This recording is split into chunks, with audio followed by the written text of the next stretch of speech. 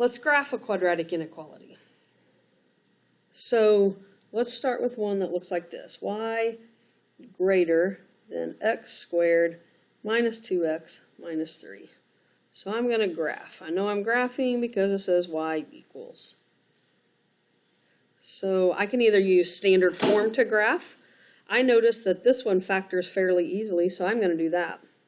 Y is greater than x minus 3 and x plus 1. And we know that whenever it's in factored form, this tells me my intercepts. So it's going to go through negative 1, and it's going to go through positive 3. I can find my vertex. Halfway between negative 1 and 3 is the axis of symmetry of 1. And then if I go back and I plug 1 into this equation, I get 1 squared, which is 1, minus 2 times 1, which is 2. So this would be 1 minus 2, negative 1, minus 3 is negative 4. So my vertex is down here at 1, negative 4. And it goes through my intercepts. Oh, I just made a mistake. Since this doesn't have a line under it, this should not be solid. It should actually be dashed. So let me make this side over here dashed. But the whole thing should be dashed.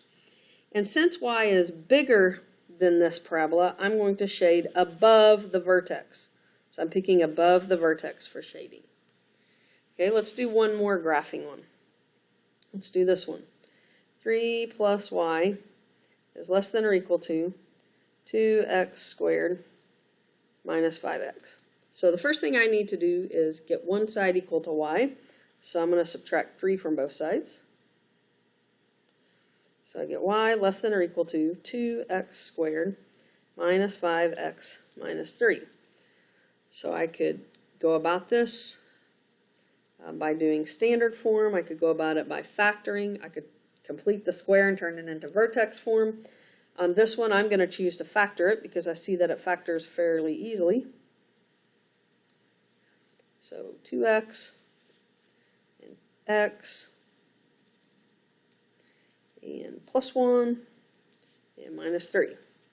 So that tells me my intercepts are at negative 1/2 and 3.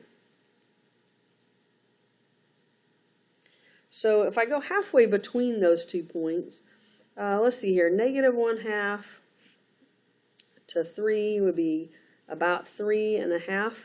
And if you divide that in half, you get 1.25. So I know I'm going to be over here at 1.25 for my axis of symmetry. And then my vertex point, I'm going to go put that number back in here, and I get negative 6.25. So the vertex looks something like this. And this time I actually want a solid line because there's a line underneath it. And then I'm going to look for where y is. Y is smaller than this parabola, so I'm going to shade underneath because it's smaller.